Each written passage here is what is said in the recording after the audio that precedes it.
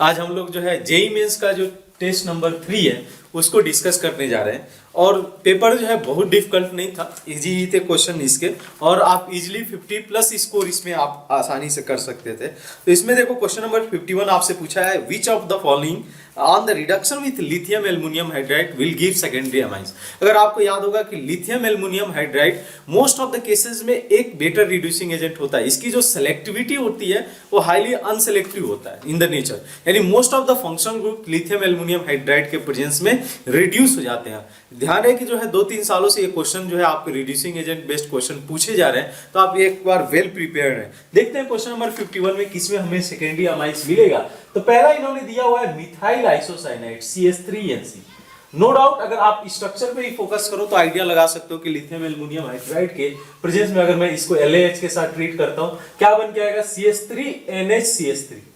ठीक है, ये आपका रिड्यूस प्रोडक्ट बन के आएगा, और ये हमारा देखा जाए तो सेकेंडरी अमीन्स है, यानी कि जिस केस में आपका जो फर्स्ट आंसर है ये करेक्ट हो जाएगा। सेकंड, थर्ड, फोर्थ की भी देख लेते हैं कि इसमें प्रोडक्ट जो है आपका क्या बन के आ रहा है। तो सेकंड क्या दिया हुआ है इन्होंने, एसिटामाइड दिया हुआ है CH3C11ONH2। ठीक है, तो ये क्या होगा, ये भी रिड्यूस होगा no doubt. LaH lithium aluminium hydride highly reactive in the nature है और most of the functional group को रिड्यूस करेगा, तो अमाइड भी इस केस में रिड्यूस होने जा रहा है। क्या बनाएगा, तो ये बना लेगा CH3CH2NH2। ठीक है, लेकिन यहां पे देखो तो आप जो है क्या देख पा रहे हो, ये 1 डिग्री अमाइंस है। ठीक है, यहां पे हमको 2 डिग्री मिला था, यहां पे 1 डिग्री अमाइंस है। नेक्स्ट बात कर लेते हैं थर्ड ऑप्शन की। थर्ड में इन्होंने क्या दिया हुआ है, तो थर्ड में दिया हुआ है इन्होंने मिथाइल साइनाइड। क्या है इसमें, CH3CN, ये हो गया मिथाइल साइनाइड। इसको आप लिथियम एल्युमिनियम हाइड्राइड के साथ ट्रीट करोगे, ये भी रिड्यूस होगा, और प्रोडक्ट आपको क्या देगा, CH3CH2NH2। Once again 1 degree amines, यानी कि इस केस में भी आपको 2 डिग्री अमाइंस नहीं मिला। फोर्थ की बात कर लेते हैं एक बार, फोर्थ भी कंफर्म कर लेते हैं। तो CH3CH2NH2 नाइट्रो इथेन दिया हुआ है, और इसको इन्होंने ट्रीट किया हुआ है लिथियम एल्युमिनियम हाइड्राइड के साथ। ठीक है, तो ये एलिफेटिक नाइट्रो कंपाउंड है और इसको रिड्यूस किया जाएगा, तो प्रोडक्ट क्या बन जाएगा, CH3CH2NH2। ये भी हम लोग को 1 डिग्री अमाइंस दे देगा।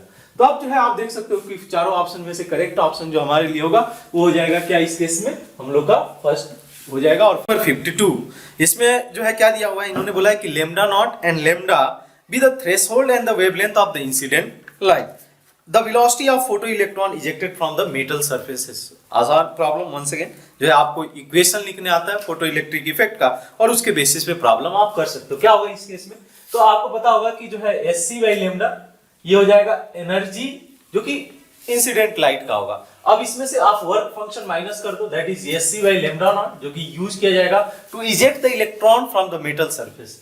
और रेस्ट अमाउंट ऑफ एनर्जी कहां जाएगी, तो rest amount of energy use की जाएगी as a kinetic energy of photo electron. इसको सॉल्व किया जा सकता है, आप सॉल्व करोगे क्या आ जाएगा फाइनली एक्सप्रेशन ये, अगर मैं सॉल्व करूं तो स्क्वायर रूट ऑफ, इसको मैं इधर लेके आता हूं तो 2SC बाई m इधर आ जाएगा फैक्टर में। यहां पे क्या हो जाएगा कि lambda naught minus lambda divide by lambda into lambda naught. कौन सा ऑप्शन हो जाएगा आपके इस केस में करेक्ट, बिल्कुल आप जो है थर्ड ऑप्शन के साथ जा सकते हो, यानी कि अगर 52 की मैं बात करूं 52 क्वेश्चन के लिए, तो थर्ड ऑप्शन इज करेक्ट। 53 की बात कर लेते हैं। 53 में क्या बोला है कि IUPAC nomenclature of the given compound. Compound क्या दिया हुआ है, तो कंपाउंड हम लोग का एक एल्डिहाइड दिया गया है, इसमें हम लोग का CHO ग्रुप अटैच्ड है, यहाँ पे मिथाइल ग्रुप अटैच्ड है, और यहाँ पे OH ग्रुप अटैच्ड है। अगर फोकस करो कि इन तीनों में से जो प्रिंसिपल फंक्शनल ग्रुप है आपका इसमें एल्डिहाइड है, तो क्या करेंगे, इससे जहां पे एल्डिहाइड ग्रुप जुड़ा हुआ है 1 इसको नंबर में दे दूंगा, इसको 2 दिया जाएगा, 3 दिया जाएगा, 4 दिया जाएगा। तो क्लियरली आप देख सकते हो कि अब नेमिंग कैसे जाएगा, तो इसके लिए स्पेशल सफिक्स यूज कर सकते हो या बेंजाल्डिहाइड यूज कर सकते हो उस केस में। अब जो है नेमिंग के लिए जाते हैं, तो क्या हो जाएगा इस केस में 4 hydroxy 2 methyl 4 hydroxy 2 methyl then benzaldehyde, ये आपका करेक्ट नेम हो जाएगा। ठीक है, यही आपसे पूछा भी है, तो इस केस में आप देख लो कौन सा आंसर करेक्ट होगा। तो जो है ये 4 hydroxy 2 methyl benzaldehyde third option है, ये इस केस में करेक्ट है। नेक्स्ट बात करते हैं इसमें, क्वेश्चन नंबर 54 बोला है कि अमॉन्ग द फॉलोइंग, ठीक है, क्या पूछा हुआ है कि among the following group of oxide that the group containing oxide that cannot be reduced by the carbon to give the respective metal is। अगर आप फोकस करो क्यूप्रस ऑक्साइड दिया हुआ है इन्होंने, जो है टीन ऑक्साइड दिया हुआ है, आयरन का ऑक्साइड दिया हुआ है, जिंक ऑक्साइड दिया हुआ है, नो डाउट इसमें इजीली इसको आप जो है रिड्यूस कर सकते हो। बट जहां तक बात करें थर्ड ऑप्शन में कैल्शियम ऑक्साइड और पोटेशियम ऑक्साइड के केस में, तो इन दैट केस अगर आपको याद होगा कि जो हाईली रिएक्टिव मेटल है, एल्काली अर्थ मेटल और एल्काली अर्थ मेटल और एल्काली मेटल हाईली रिएक्टिव होते हैं और जो है क्या करते हैं इन दैट केस वो ऑक्सीडाइज फॉर्म में ही एग्जिस्ट करते हैं। तो इन दैट केस अगर आप उसको रिड्यूस करना चाहो उसके रिस्पेक्ट टू मेटल फॉर्म में तो बहुत ज्यादा डिफिकल्ट होगा। यानी कि अगर केस कंसीडर करूं इसमें कैल्शियम ऑक्साइड क्या होगा क्या कि अगर कार्बन के साथ रिएक्ट करोगे तो एक कैल्शियम कार्बोनेट बना सकता है, इसको आप रिड्यूस करके कैल्शियम मेटल में नहीं कन्वर्ट कर सकते हो। सिमिलरली आप K2O के केस में देख सकते हो। तो 54 के केस में आप जो है सिंपली थर्ड ऑप्शन के लिए जा सकते हो। यानी कि 55 की बात करें तो 55 में क्या बोला है, the concentrated hydrochloric acid when kept in the open air sometime produce a cloud of white fume, the explanation for the given phenomena. अब जो है केस क्या है कि जब HCl आप जो है रखते हो ओपन एटमॉस्फेयर में तो आपको कुछ क्लाउड दिखाई देगा ओवर द HCl सॉल्यूशन। तो होगा क्या कि इसके पीछे रीजन ये होगा कि HCl जो है रिएक्ट कर जाता है O2 के साथ में और ये क्या होता है कि फॉर्म करता है chlorine gas along with H2O form करेगा। But chlorine gas is responsible for this fume, अगर क्लाउड आप बात कर लो या फ्यूम बात कर लो, क्योंकि क्लोरीन जो है यहाँ पे आपको ये जो क्लाउड के फॉर्म में दिखेगा। ध्यान रहे कि ये इसका जो हम लोग का पंजेंट स्मेल होता है, मतलब एक स्मेल स्पेसिफिक स्मेल रहता है। क्लोरीन के केस में, ब्रोमीन के केस में ब्राउन कलर होता है। तो ये आप डिस्टिंक्शन कर सकते हो इस केस में कि गैसेस कौन सा है। तो यहाँ पे बेसिक रीजन बिहाइंड दैट कि आपके पास क्लाउड HCl के ओवर मिल रहा है तो उसके पीछे क्लोरीन गैस का फॉर्म करना because of the reaction between HCl and O2। तो अब इस केस में अगर कंसीडर करो 55 के केस में फर्स्ट आंसर जा सकते हैं। 56 की बात कर लेते हैं। तो 56 में बोला है कि ग्रीन हाउस गैसेस क्या होगा ग्रीन हाउस गैसेस के केस में। तो ग्रीन हाउसेस पहला ऑप्शन देखते हैं हम लोग कि allow the shorter wavelength to enter the earth atmosphere while does not allow longer wavelength to leave the earth atmosphere. Once again कहानी सेम है। अगर जो है आप इन्वायरमेंटल केमिस्ट्री जो है जान रहे हो तो इन दैट केस आपको पता है कि जब हम लोग अर्थ की बात करते हैं तो जो लाइट्स आती हैं सनलाइट उससे जो सभी तरह की लाइट इससे पास कर जाती है। तो बट मोस्टली क्या होता है कि जो ग्रीन हाउसेस गैसें हैं ये अब्सॉर्ब कर लेती हैं जो लॉन्गर वेवलेंथ वाली जो लाइट्स होती हैं। और इसका रीजन क्या होता है कि ये पास नहीं कर पाते हैं इन्वायरमेंट को। यही इफेक्ट हम लोग को पता होगा कि जो है because of green house effect की वजह से स्लाइटली जो टेम्परेचर है अर्थ का इंक्रीज करता है। बिकॉज मोस्टली क्या होता है कि जो इंफ्रारेड हो गया या नियर टू इंफ्रारेड हो गया, ये सभी जो लाइट्स हैं या सभी जो वेवलेंथ वाली लाइट्स हैं ये एब्सॉर्ब कर ली जाएगी through the green house gases. तो यहाँ पे जो है अगर 56 की बात करें कि which will be the correct answer in this case, clearly आप फर्स्ट आंसर के साथ जा सकते हो। बोला गया है allow the shorter wavelength to enter the earth atmosphere while does not allow the longer wavelength to leave the earth atmosphere and because of this phenomena we can clearly observe the heating effect on the earth and that also called as the greenhouse effect। 7 में आपसे पूछा है जो है देखो question में, soldier of Napoleon army while at Alps during freezing winter suffered to the serious problem as regard to the tin buttons of uniform. White metallic tin button got converted to grey powder. This transformation is related to। बड़ा ही interesting story है आपकी। ये जो Napoleon की army जब Alps को पास कर रही थी और विंटर सीजन था, इन दैट केस क्या हुआ था कि उनका जो बटन था क्लोज का वो टीन से बना हुआ था। और जब ये लोग जो है जब विंटर सीजन आया तो इन दैट केस क्या उनको देखने को मिला कि जो सॉलिड फॉर्म में टीन था वो जो है ग्रे पाउडर में कन्वर्ट हो गया। तो जो है इंटरेस्टिंग फिनोमिना अकर हुआ होगा उस समय। लेकिन यहाँ पे आपसे क्वेश्चन क्या पूछा हुआ है कि इसके पीछे रीजन क्या रहा होगा, एप्रोप्रिएट रीजन क्या रहा होगा। तो आप देखो ये 1 by 1 केसेस कंसीडर करो। पहला दिया हुआ है change in the partial pressure of oxygen in the air. ऐसा कुछ नहीं होगा, पार्शियल प्रेशर की वजह से इफेक्ट नहीं आएगा कि जो है करेस्पॉन्डिंग मेटल और एमॉर्फस सॉलिड में कन्वर्ट हो जाए, ऐसी पॉसिबिलिटीज नहीं है। सेकंड देखते हैं a change in the crystalline structure of the tin. बिल्कुल करेक्ट है। टीन जो है जब हम लोग डिफरेंट टेम्परेचर पे कंसीडर करते हैं तो टीन के जो है फॉर्म्स भी चेंज कर जाते हैं जो क्रिस्टलाइन फॉर्म है। तो यही कुछ फिनोमिना वहां पे देखने को मिला होगा या कंसीडर किया जा सकता है उस केस में कि जब टीन जो है जब टेम्परेचर हाई रहा होगा तो किसी और क्रिस्टलाइन फॉर्म में रहा होगा, लेकिन जैसे ही विंटर आया होगा तो जो इसका फॉर्म है क्रिस्टलाइन फॉर्म वो चेंज कर गया होगा। तो जो है इसमें हमको डाउट नहीं होना चाहिए। क्लियरली आप 57 के केस में ये जो है हम लोग सेकेंड आंसर के साथ जा सकते हैं। प्रीवियसली कई बार ये क्वेश्चन पूछ चुका है आपसे। 58 देखो आपसे क्या पूछा हुआ है कि which of the following species is diamagnetic in the nature. ये भी आसान problem. Number of electron count कर लो मॉलिक्यूल्स में, जिसमें भी ऑड नंबर ऑफ इलेक्ट्रॉन है, वहां से आइडिया आपको मिल जाएगा। तो अगर बात करें 58 के केस में, तो आपसे मॉलिक्यूल क्या बोला है, H2 मॉलिक्यूल बोला है, H2 माइनस आपसे बोला है। तो क्लियरली आप देखो जो है कितने इसमें इलेक्ट्रॉन होंगे, ये 3 इलेक्ट्रॉन है, तो इसके तो डायमैग्नेटिक होने की कोई पॉसिबिलिटीज ही नहीं बनता है। नेक्स्ट बात कर लेते हैं H2 प्लस की, इसमें कितने इलेक्ट्रॉन होंगे, H2 प्लस में ये सिंगल इलेक्ट्रॉन होगा, तो अगर 1 इलेक्ट्रॉन है तो ये भी जो है डायमैग्नेटिक तो नहीं होगा। देन बात कर लेते हैं हाइड्रोजन H2 की बात कर ले, तो बिल्कुल ये 2 इलेक्ट्रॉन सिस्टम है, तो यानी कि ये पॉसिबल हो सकता है। देन हीलियम 2 प्लस की बात कर ले, यहाँ पे भी 3 इलेक्ट्रॉन होगा, ये भी आपका पॉसिबल केस नहीं होगा, ये भी पैरामैग्नेटिक इन द नेचर होगा। तो यानी कि जो एप्रोप्रिएट आंसर हमारे 58 क्वेश्चन के लिए जाता है वो थर्ड जाता है H2 के केस में, यानी कि आप थर्ड करेक्ट कर सकते हो फॉर क्वेश्चन नंबर 58। 59 की बात कर लेते हैं, क्या बोला है कि 59 में आपसे कि ड्यूरिंग एड्सॉर्प्शन क्या दिया हुआ है कि T del S is positive, गलत है यहाँ पे, T del S पॉजिटिव कैसे हो सकता है। अगर देखो तो आप एड्सॉर्प्शन फिनोमेना में क्या होता है कि गैसियस मॉलिक्यूल आकर एड्सॉर्ब होती है सरफेसेस पे, जो भी हम लोग जो है एड्सॉर्बेंट की बात कर ले तो वहां पे गैसियस मॉलिक्यूल आकर एड्सॉर्ब होंगी। अब होगा क्या, ड्यूरिंग दिस फिनोमेना आप देखोगे कि जो गैसेस मॉलिक्यूल्स हैं इसका जो मोशन है वो सीज हो रहा है, तो obviously entropy is going to decrease. If entropy is going to decrease तो T del S going to be in that case going to be a negative. Then आप बात कर लो second, del H minus T del S is negative, that is basically del G आपसे पूछा है, जो कि हम लोग बोलते हैं del G is equal to del H minus T del S। ये बिल्कुल एड्सॉर्प्शन फिनोमेना के लिए ये निगेटिव होना जरूरी है, तभी होगा negative. del H is positive, once again ये जो है निगेटिव होना चाहिए, because energy is going to release in that case. जो है T del S and del S become 0, ये पॉसिबल नहीं है कि दोनों जीरो हो। del G जीरो हो सकता है एट इक्विलिब्रियम पॉइंट पे, जहां पे एड्सॉर्प्शन और डिसॉर्प्शन का जो रेट है दोनों इक्वल हो जाए। बट यहाँ पे अप्रोप्रिएट 59 के केस में जाओ तो ये जो करेक्ट स्टेटमेंट होगा for the case of adsorption, यानी कि सेकेंड ऑप्शन, इसमें आप करेक्ट कर सकते हो। क्वेश्चन नंबर 60 की बात कर लेते हैं, ठीक है।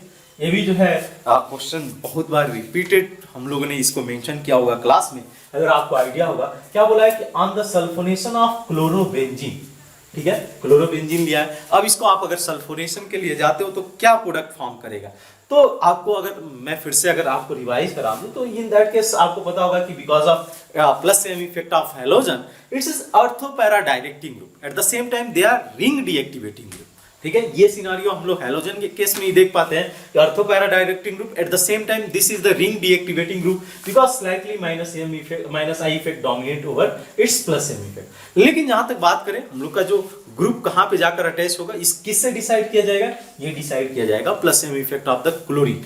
तो जो है कहां पे रिएक्शन होना चाहिए इन दैट सिनेरियो, तो आप देख सकते हो अर्थो एंड पैरा पोजीशन पे जाकर सल्फोनेशन या तो अर्थो पे हो सकता है या पैरा पे जाके प्रोडक्ट फॉर्म कर सकता है। तो क्लियरली आप देखो इसमें ऑप्शन कौन सा दिया है, फोर्थ ऑप्शन इज करेक्ट, इसमें दिया हुआ है। फोर्थ के केस में आप देख सकते हो अर्थो and para chlorobenzene sulphonic acid is form, fourth answer will be correct. Next 61 की बात कर लेते हैं। 61 में क्या दिया हुआ है कि in unit cell of KCl, Cl minus ion constitute CCP and K plus ion fall into the octahedral holes. This holes are, अब देख लो आप इस केस में अगर पता होगा KCl का जो स्ट्रक्चर होगा, मतलब जो लैटिस स्ट्रक्चर होगा, lattice almost similar to sodium chloride होगा, और सोडियम हम लोग को पता है कि FCC क्रिस्टल फॉर्म में रहता है। कैसे, अगर थोड़ा सा मैं आइडिया दे देता हूँ इसका स्ट्रक्चर के थ्रू कि किस तरीके से इसमें अरेंजमेंट रहता है इन द NaCl या KCl लैटिस में, तो आपको थोड़ा सा आइडिया आ जाएगा। तो होता क्या है कि इन दैट इसकी जो आपका एनायन है यानी कि क्लोराइड आयन है, ये जाएगा आपके FCC फेस सेंटर क्यूबिक पे जाएगा। तो आप जो है कंसीडर कर लो SCP बोल सकते हो 1 2 3 4 5 6 7 8, ये तो 8 कॉर्नर पे क्लोरीन आएंगे। उसके अलावा फेस सेंटर मींस फेस पे 1 2, एक फेस यहाँ पे मैं कंसीडर कर लेता हूँ, 1 फेस यहाँ पे, ये फेस और यहाँ पे, तो जो है 6 फेस पे 6 एटम क्लोरीन के मूव कर दिया। अब जो है बोला है कि पोजीशनिंग जो सोडियम प्लस का पोजीशनिंग होगा या जो है अरेंजमेंट होगा वो कैसे होगा, तो जो है ये एंटर करेगा ऑक्टाहेड्रल में। ऑक्टाहेड्रल कहां पे फॉर्म किया जाएगा, तो इन दैट केस एक तो जो है आपको सिंपल ऑक्टाहेड्रल एक सेंटर पे मिलेगा, यहाँ पे ऑक्टाहेड्रल पॉइंट मिलेगा, ठीक है, ये सेंटर वाला होगा, जो कि ये 1 2 3 4 5 6 एटम मिला के एक ऑक्टाहेड्रल वाइड फॉर्म करेंगे। उसके अलावा और कितनी पॉसिबिलिटीज है ऑक्टाहेड्रल वाइड की, तो जो ये आप देखोगे इसके जो एजेस यहाँ पे एक ऑक्टाहेड्रल वॉइड होगा बिकॉज अनदर सॉलिड लैटिस इसके साथ जुड़ा होगा। यहाँ पे ऑक्टाहेड्रल वॉइड होगा, यहाँ पे ऑक्टाहेड्रल वॉइड होगा, यहाँ पे मैं ऑक्टाहेड्रल वॉइड कंसीडर कर सकता हूँ 1 2, यहाँ पे 3 4 5 6 7 8 9, इस तरीके से ऑक्टाहेड्रल वॉइड आपके कंसीडर किए जाएंगे। तो अब जो है आप ऑप्शन कंसीडर करो, क्या दिया हुआ है कि फर्स्ट 1 एट द सेंटर, बिल्कुल अगर देखो आप सेंटर पे एक जो है आपका ऑक्टाहेड्रल वॉइड होगा and 12 are at the centre of the edges, बिल्कुल जो हम लोग का ये एज है इसके सेंटर पे एक जो है ऑक्टाहेड्रल, हर सेंटर हर एज पे एक ऑक्टाहेड्रल वॉइड होगा। तो क्लियरली आप देख सकते हो टोटल 12 एजेस हैं और 12 पे ऑक्टाहेड्रल वॉइड आपके फॉर्म करके आएंगे, जहां पे कि आपका जो कैटायन है यानी कि पोटेशियम आयन बोल दो या सोडियम आयन प्लस बोल दो कि इन दैट केस ये जाके आपके पोजिशनिंग करेंगे, यानी कि इस तरीके से अरेंजमेंट होगा। तो 61 के केस में आप क्लियरली फर्स्ट आंसर के साथ जा सकते हो। 62 की बात कर लेते हैं।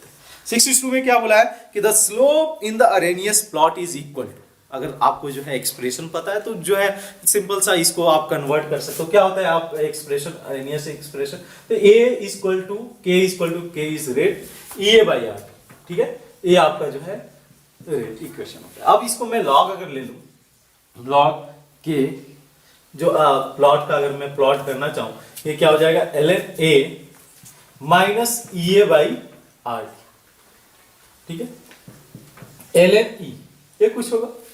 तब ये जो है अगर इसको कन्वर्ट करना चाहो तो क्लियरली आप देख सकते हो कि ये तो हम लोग किस में लिखना चाहेंगे, लॉग में लिखना चाहेंगे।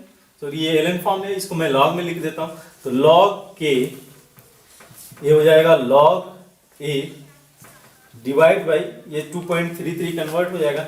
यहाँ पे क्या होगा, ये लॉग ln E तो 1 हो जाएगा, यहाँ पे एक्सप्रेशन आ जाएगा E बाई 2.303 RT, ये हो जाएगा। और यही हमसे पूछा भी है कि जो है जो स्लोप होगा 1/t वर्सेज हम लोग ln के कंसीडर करते हैं, तो स्लोप क्या हो जाएगा, हम लोग का स्लोप हो जाएगा माइनस E बाई 2.303 R। देख लो कौन सा आंसर है, तो क्लियरली जो है आपका जो फर्स्ट आंसर है ये कंसीडर कर सकते हो। 3 में आपसे पूछा है binary liquid solution is prepared by mixing of n heptane लिया है और साथ में इन्होंने क्या लिया हुआ है, इसका इन्होंने लिया हुआ एथेनॉल, ठीक है।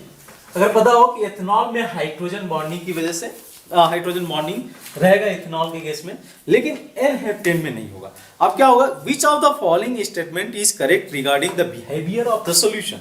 होगा क्या कि मान लो ये केसेस अगर N-हेप्टेन लेते तो इन दैट केस आइडियली सॉल्यूशन ये दिखाता, या तो आप एथेनॉल लेते 100% सोल्यूशन लेते, इस केस में मिक्सचर नहीं लेते तो 100% जो है रॉड्स लॉ को फॉलो करता है। लेकिन यहाँ पे क्या है कि आपका जो है डेविएशन देखने को मिलेगा। क्यों जो है डेविएशन, एक जो है हम लोग का पोलर या कि हाइड्रोजन बॉन्डिंग में इन्वॉल्व होगा और एक जो है नॉन पोलर सॉल्वेंट है, जो कि बेसिक आइडिया होगा क्या कि इसमें जब हम लोग करेंगे तो क्या सोल्यूशन का नेचर क्या होगा, तो सोल्यूशन का नेचर ये होगा कि ये नॉन आइडियल सोल्यूशन है पहली बार, ठीक है, नॉन आइडियल सोल्यूशन। साथ में इसका बिहेवियर कैसा होगा, तो ये पॉजिटिव डेविएशन दिखाने जा रहा है रॉड्स लॉ को। पॉजिटिव डेविएशन इसलिए बिकॉज एथेनॉल के केस में जो अगर आप कंसीडर करो, एथेनॉल के केस में वेपर प्रेशर तो कम होगा बिकॉज द हाइड्रोजन बॉन्डिंग की वजह से मॉलिक्यूल्स आपस में एक दूसरे से अटैच्ड हैं। बट जैसे ही आप उसमें N-हेप्टेन ऐड करोगे, होगा क्या, इसका इफेक्ट क्या पड़ेगा कि स्लाइडली जो हाइड्रोजन बॉन्डिंग है स्लाइडली कम हो जाएंगे within a molecule, and because of that the vapour pressure is going to increase slightly, and if vapour pressure is going to increase obviously this is going to show a positive deviation from the Raoult's law, यानी कि corresponding vapour pressure will be higher than the calculated value, जो theoretical value होगा। Next बात कर लेते हैं 64।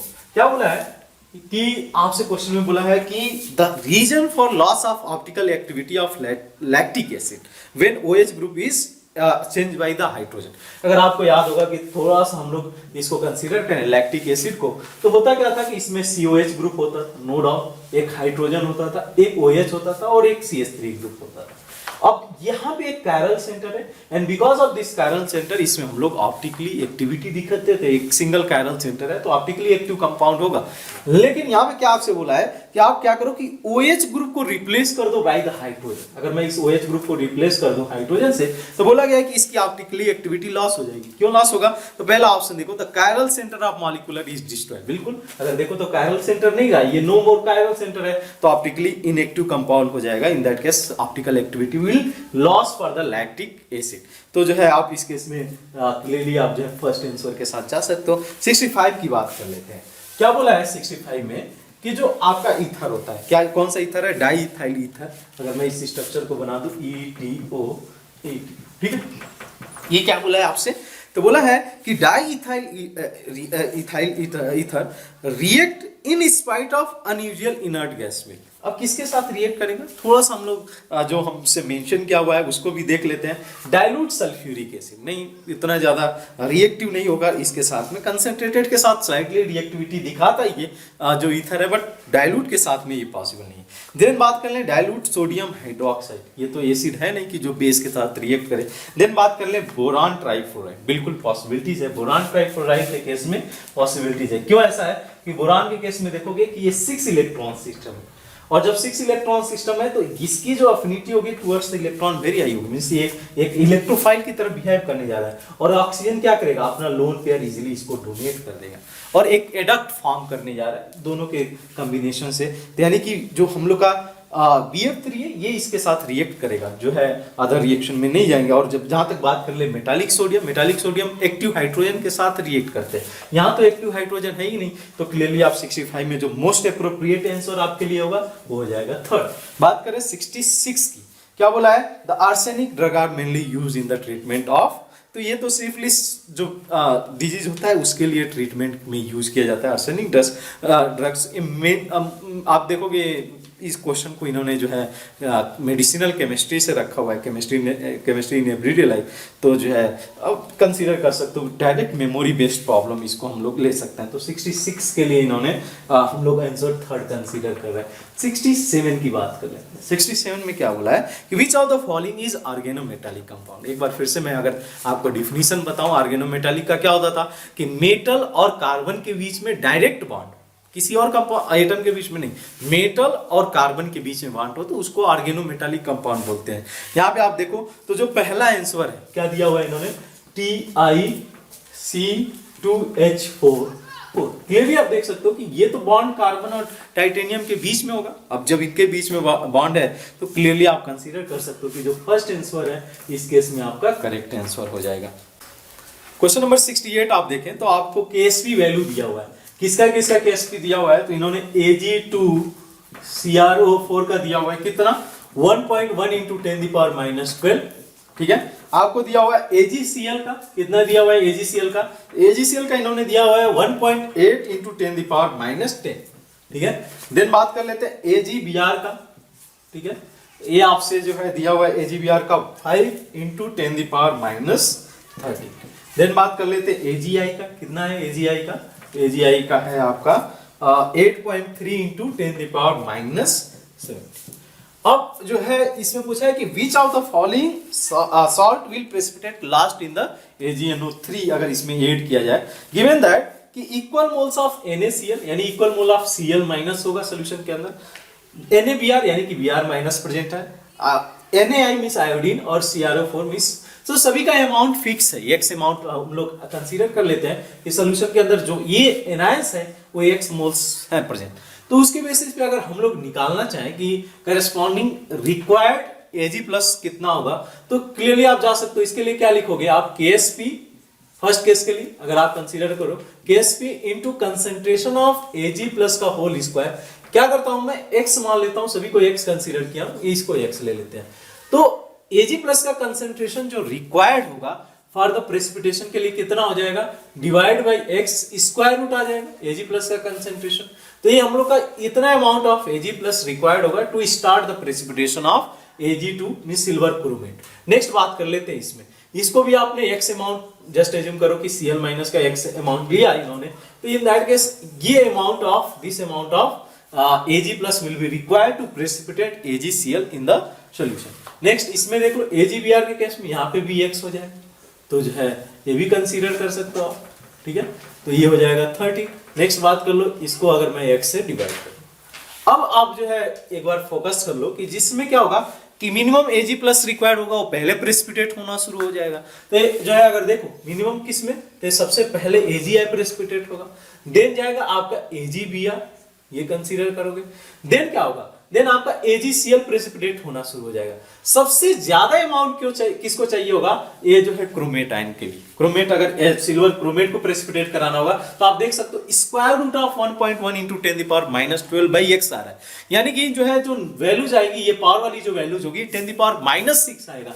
The remaining value कितना है, 10⁻12, 10⁻13, 10⁻17, यानी जो सबसे ज्यादा अमाउंट किसको चाहिए होगा, Ag2CrO4 को प्रेसिपिटेट कराने के लिए। तो क्लियरली इस ऑप्शन में अगर देखो कि बोला गया कि द लास्ट में सबसे जो प्रेसिपिटेशन होना शुरू होगा वो किसका शुरू हो जाएगा, जब हम लोग AgNO3 ऐड करेंगे, क्लियरली सिल्वर क्रोमेट का हो जाएगा। कौन सा आंसर करेक्ट हो जाएगा, तो 68 में third answer will be correct. Number 69 में आपको 3 साइक्लिक स्ट्रक्चर दिया गया है मोनोसैकेराइड का, और इसमें रिलेशन पूछा है। इसको स्ट्रक्चर इन्होंने फर्स्ट बोला है, this is the structure second, और इन्होंने थर्ड बोला है। रिलेशन इन्होंने पूछा हुआ है, क्या दिया हुआ है कि the 3 cyclic structure of monosaccharide are given below, which of the following are एनॉमर।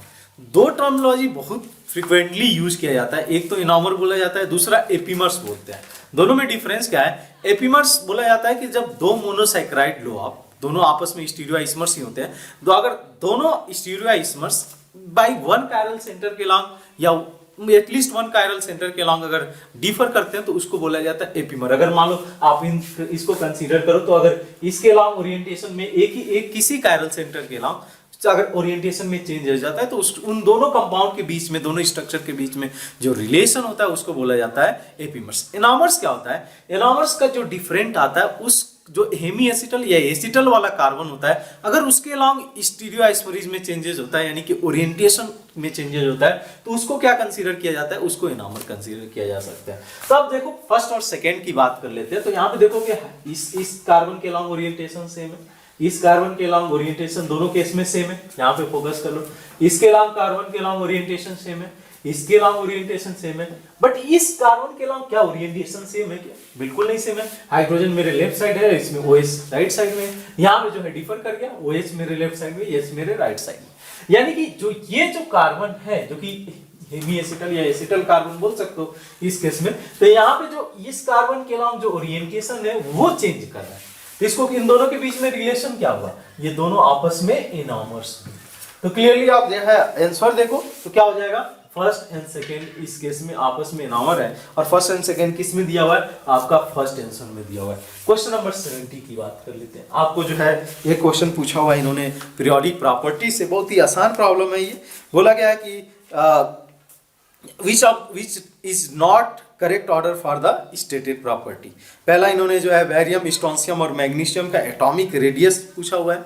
बेटा मांगे कार स्कूटर, बाप रो, इससे जो है आप निकालते ही हो, तो इन दैट केस ये आइडिया सही है, बिकॉज आप देखो तो मैग्नीशियम सबसे स्मॉलर एटॉमिक रेडियस होगा, स्ट्रोंशियम देन बैरियम। अब बात कर लेते हैं सेकेंड ऑप्शन की। सेकेंड में क्या बोला है कि फ्लोरीन, ऑक्सीजन, नाइट्रोजन, इसका जो फर्स्ट आयनाइजेशन इंथैल्पी है, इसका ऑर्डर दिया हुआ है ये इनकरेक्ट होगा। क्यों इनकरेक्ट होगा, तो आप देख लो एक बार, फोकस कर लो कि ऑक्सीजन का इलेक्ट्रॉनिक कॉन्फ़िगरेशन क्या होगा, 2p4, इसका इलेक्ट्रॉनिक कॉन्फ़िगरेशन 2p3, इसका हो जाएगा 2p5। अब नो डाउट जब 2p3 कॉन्फ़िगरेशन है तो हाफ फील्ड p ऑर्बिटल का कॉन्फ़िगरेशन रखा हुआ है। यहां से इलेक्ट्रॉन अगर आप रिमूव करना चाहो तो बहुत डिफिकल्ट होगा रिमूव करना। यहां से जनरली क्या होता है कि जब एटॉमिक रेडियाई डिक्रीज होता है तो जो इलेक्ट्रॉन आयनाइजेशन इंथैल्पी होता है वो आपका जो है ज्यादा होते जाता है, इंक्रीज करते जाता है। लेकिन यहाँ पे क्या देखने को मिलता है between oxygen and nitrogen, because nitrogen half field p orbital configuration लिया हुआ है, इसकी वजह से जो है नाइट्रोजन का बोल सकते हैं एक तरीके से जो इंथैल्पी होगा वो ज्यादा होगा कंपेयर टू, यानी करेक्ट अगर इसको लिखा जाता है ऑर्डर तो फ्लोरीन सबसे ऊपर, देन नाइट्रोजन, देन ऑक्सीजन, ये ऑर्डर आपका फॉलो करता फॉर द इलेक्ट्रॉन, यानी कि second answer will be incorrect in this case. तो सेक्शन बी की तरफ चलते हैं। सेक्शन बी में आपसे पूछा इंटीजर टाइप प्रॉब्लम्स पूछे गए हैं। तो पहला 71 क्वेश्चन में आपसे पूछा हुआ है कि इन PO4 3- phosphate ion the formal charge on the oxygen atom of PO1, कैसे निकालेंगे, तो आप एक बार स्ट्रक्चर देख लो, आपका कैसा स्ट्रक्चर होगा, ऑक्सीजन इस तरीके से जुड़ा होगा, O-, ठीक है। यहाँ पे देख सकते हो कि 3 निगेटिव चार्ज है और कितने ऑक्सीजन के बीच में शेयर किए जाएंगे, तो जो है शेयर किए जाएंगे 4 ऑक्सीजन, यानी कि आप इसका जो रेजोनेटिंग हाइब्रिड बनाओगे कुछ इस तरीके से होगा, ऑक्सीजन ऑक्सीजन ऑक्सीजन इस तरीके से।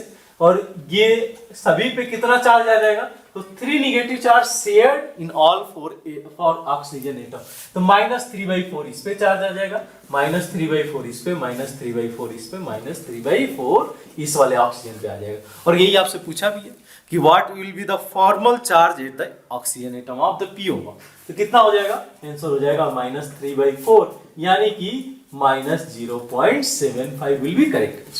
Now in the question number 72, ठीक है, ये स्टोइकोमेट्रिक बेस्ड प्रॉब्लम है। क्या बोला है कि what volume of hydrogen gas in the litre at 273 kelvin and 1 atm standard condition, the pressure will be consume in the obtaining 21.6 gram of elemental boron, atomic weight इन्होंने दिया हुआ है 10.8 gram, from the reduction of boron trichloride by hydrogen. क्या है case, तो BCl3 hydrogen के साथ react करेगा, क्या फॉर्म कर लेगा, बोरान, एलिमेंटल बोरान फॉर्म कर रहा है, और साथ में क्या फॉर्म करेगा, HCl फॉर्म करेगा। थोड़ा सा रिएक्शन देख लेते हैं कितना बैलेंस किया जाएगा, तो यहाँ हो जाएगा 3/2 HCl, ये हो जाएगा 3 HCl। अब देखो आपसे क्वेश्चन में क्या बोला है कि 28.6 ग्राम बोरान आपका एलिमेंटल फॉर्म में आ रहा है। 28.6 आने का मीनिंग क्या हुआ है, तो ये बोला गया इसका जो मास है, एटॉमिक मास वो है 10.8 ग्राम, यानी ये हो जाएगा 2 मोल्स। अब एक बात बताओ, ये 2 मोल्स कितने से आएगा, 2 मोल्स ऑफ BCl3 से, यहां तो समझ में आता है। अब 2 मोल BCl3 के लिए कितना मोल ऑफ H2 चाहिए होगा, अगर 1 मोल मैं लेता हूं तो 3/2 चाहिए होगा H2 मॉलिक्यूल, अगर 2 मोल कंसीडर करता हूं तो कितना चाहिए होगा, 3 मोल ऑफ H2। अगर ये स्टैंडर्ड कंडीशन दिया हुआ है, हम लोग को पता है कि स्टैंडर्ड कंडीशन पे 1 मोल ऑफ एनी गैसेस कितना वॉल्यूम ऑक्यूपाई करता है, वॉल्यूम ऑफ 1 मोल कितना वॉल्यूम ऑक्यूपाई करेगा, तो ये ऑक्यूपाई करेगा 22.4 लीटर। तो क्या आप 3 मोल के लिए नहीं निकाल सकते हो, क्लियरली निकाल सकते हो। 3 मोल्स के लिए कितना होगा, 3 मोल्स इक्विवेलेंट हो जाएगा 22.4 इंटू 3, ये आपका कितना आ जाएगा, ये आ जाएगा अगर आप इसको सॉल्व करो ये हो जाएगा 6, ये हो जाएगा 67. तो जो है इतना लीटर, ये आपका आंसर हो जाएगा।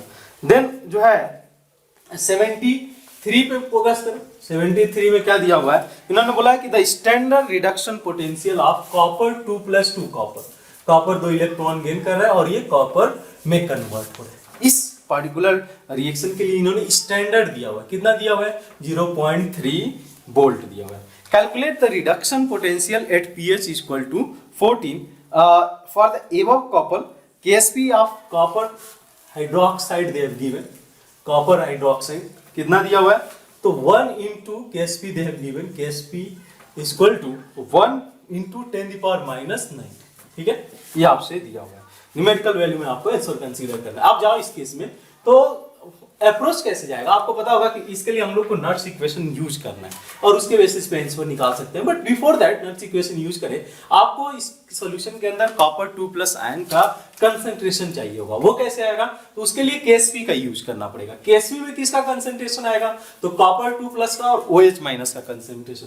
OH- का कंसंट्रेशन कहां से आएगा, तो इन्होंने क्या बोला है, the pH they have given, pH यानी कि pH दे हैव गिवन 40, यहीं से अप्रोच रखते हैं। तो H+ का कंसंट्रेशन क्या हो जाएगा, 10⁻⁻40, बिल्कुल सही है। तो अब पता है कि Kw इक्वल टू H+ का कंसंट्रेशन इंटू OH- का कंसंट्रेशन, दैट इक्वल टू कितना, 10⁻⁻40।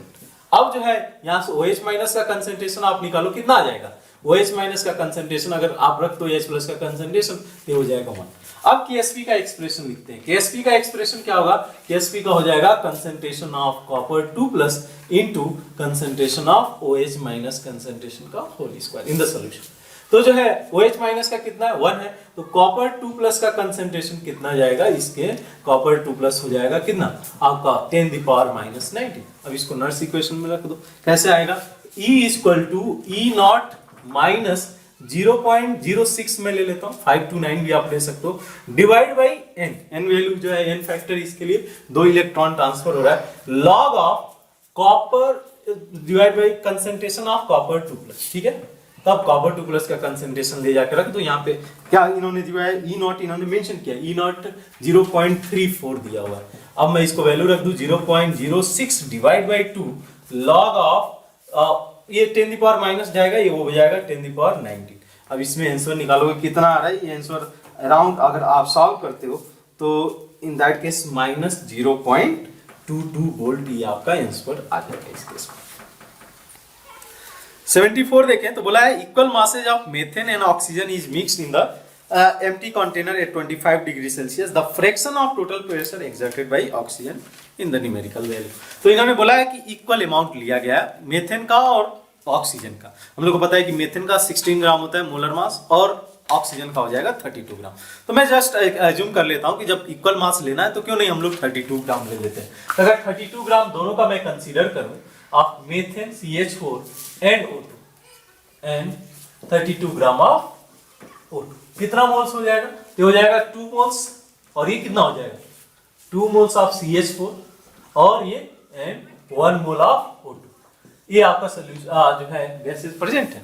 पार्शियल प्रेशर पूछा है, आपको पता है पार्शियल प्रेशर क्या हो जाएगा मोल फ्रैक्शन, इसका जितना भी मोल फ्रैक्शन आएगा और इन्होंने जो है टेम्परेचर 25 डिग्री सेल्सियस दिया हुआ है तो जो है आप 1 atm प्रेशर ले सकते हो। तो पार्शियल प्रेशर कितना हो जाएगा n of O2 divide by n total, ठीक है। n O2 क्या 1 डिवाइड बाय 3 कितना दे देगा आंसर आपको 0.33। This will be the correct answer. Now in the question number 75 क्या पूछा हुआ है? तो एक रिएक्शन इन्होंने मेंशन किया हुआ है। रिएक्शन क्या है हाफ x2 प्लस 3/2 y2 ये फॉर्म कर रहा है xy3। तो गिवन रिएक्शन के लिए इन्होंने डेल S दिया हुआ है -30 किलो जूल, ठीक है। ये रिएक्शन का दिया हुआ है। अब इन्होंने मेंशन किया हुआ है कि entropy of x2 they have given कितना 60 दिया हुआ है, entropy of y2 they have given 40 and the entropy of xy3 they have given 50 joule पर केल्विन। नाउ बोला गया कि at equilibrium temperature they have asked. तो अगर पता करें इक्विलिब्रियम पे होता क्या है तो हम लोग लिखते क्या है equation del G = del H - T del S। ये पता होगा आपको। एट इक्विलिब्रियम क्या हो जाएगा at equilibrium del G = 0, del G = 0 यानी कि del H = T delta S। ये आपका हो जाएगा इस केस में। तो जो है सॉल्व कर लो इसके लिए। जो है del S की बात करें तो कितना हो जाएगा तो 50 माइनस del S में पहले कैलकुलेट कर लेता हूं 50 माइनस ये हो जाएगा 1/2 × 60 माइनस 3/2 × 40 ये हो जाएगा। अब इसके लिए रख लो यहाँ पे कितना आंसर हो जाएगा तो जो है 60 माइनस 30 90 50 माइनस 90 ये हो जाएगा -40। ये आपका हुआ डेल S की वैल्यू जूल पर केल्विन। ध्यान रहे इसका जो है जूल पर केल्विन है। अब टेम्परेचर के लिए चलते हैं तो इन्होंने 30 किलो जूल दिया हुआ -30 kilo joule. T del S तो कितना हो जाएगा T del S तो -14 × T डिवाइड बाई 1000 क्यों? क्योंकि ये जूल पर केल्विन है और ये किलो जूल में है तो इसलिए मैंने इसको कन्वर्ट कर दिया। अब इसको सॉल्व कर लो आप 3000 डिवाइड बाई 4 कितना हो जाएगा तो ये हो जाएगा T = 3000 डिवाइड बाई 4 यानी कि 750 केल्विन। यानी इस केस में आपका आंसर हो जाएगा 750।